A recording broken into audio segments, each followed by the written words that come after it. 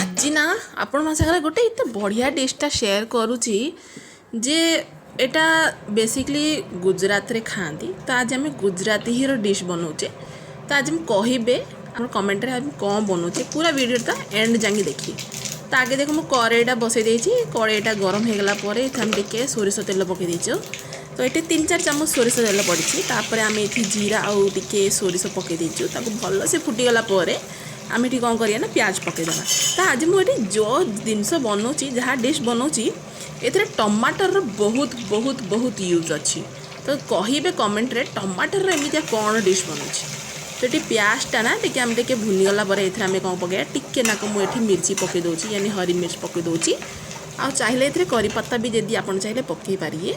मु रसुण को भल से बारीक आम काटिकी टे छेची देती। रसुण मुझे यूज कर अदा बिल्कुल भी ये यूज हेनी। तापर ये आम कौन करें सबू जिनस को जहाँ भी अच्छी आम मसला सबू जिन को मिक्स करदेवी।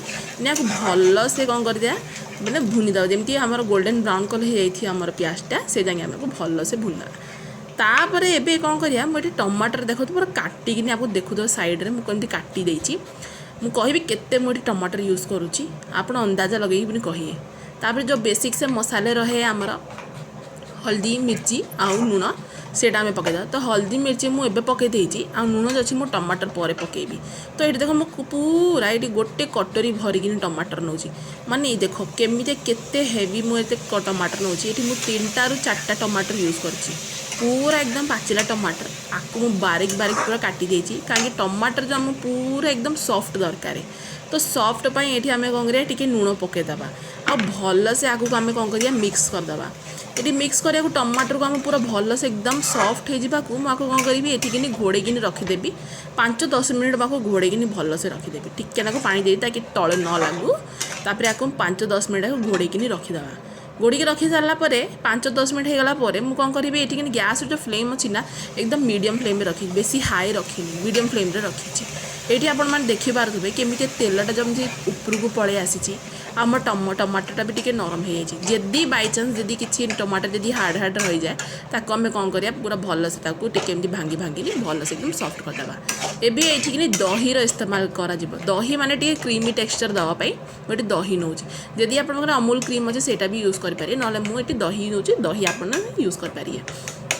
गैस एकदम पूरा बंद करदा कहीं दहीटा आम पकेबा ना। तो गैस बंद करिकी पके ना दहीटा आमर कौन सब्जी सागर पूरा फाटीज माने पूरा भल से एकदम छेना छेना जमी है भल बनिए। तो ये मुझे गोटे कटोरी दही भी यूज करुच्ची। गैस फ्लेम गैसटा आम टे कौन करिया जो दही पकड़ा ना टिके आम आपको लो मीडियम फ्लेम करी चालू करदा ताकि अभी मिक्स करिया ना आम दहीटा को। तो ये टिके चालू करदेले दहीटा कौन आम सब्जी सागर भल से मिक्स हो जाए। ये आमर कड़ईटा ठंडा हो जाता बोली मुझे दहीटा सांगे सांगे पकईदेली। तापर गैस फ्लेमटा ऑन करके आम दही को भल से मिक्स करदा। आपको आम आहरी 5 मिनट खंडे आमको कवर करके रखीदे जब दही और टमाटर सांगे भल से यार गोटे मिक्सचर बनीज। 5 मिनट पर देखो केमी तेलटा केमी उपरकू आसी माने जानदेवे पूरा भल से आम सब्जीटा एकदम बनिकी रेडी हो गला। माने एबे रेडी हैनी आप कहे कौन सब्जीटा बनूची तापाई मुझे कौन करी ना पानी देदेवी। पानी मुझे देवी जी ना आमर ये सब्जी आम दरकार पड़ो कहीं मुझे जहाँ जिनस नेक्स्ट पकईबी ना ये बहुत पानीटा निजे निजे सोक करदेवा यानी पूरा कम हो पानी। ये आउ थे आम टे कवर करके रखीदा जमी फुटीगला पानीटा आम फुटीगला ये आसीज मोर मेन इनग्रेडिएंट जहाँ को मुझे पकईबी जहाँ आप देखिले जानीपारे ये कौन मुझे बनाऊँगी आज डिश।